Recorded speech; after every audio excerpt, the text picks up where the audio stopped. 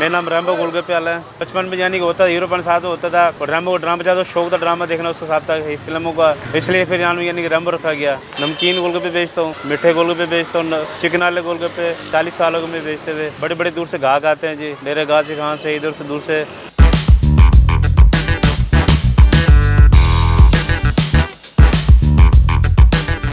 हमारे खासियत ये है कि मीठे गोल बहुत अच्छे बनाते हैं। बादाम है, काजू है, पिस्ते हैं, अखरोट है, खजूर है, यानी 20 आइटम, यानी माशाल्लाह बहुत सारे आइटम है हमारे पे। बड़े दूर दूर से आते हैं चिकन गोलगप्पे खाने के लिए, या मीठे गोलगप्पे खाने के लिए। भाई अच्छे साफ साफ है।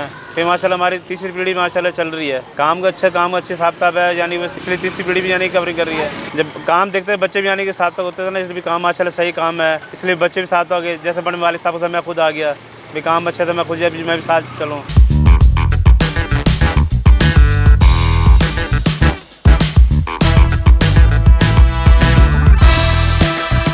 हमने यार हमारी खासियत है कि अच्छी क्वालिटी यानी कि साथ में लगा रहे हैं, और तो यानी अच्छे ताकि लगा रहे थे, ग्राहक पसंद करते हैं और अच्छी कवरिंग कर रहे हैं।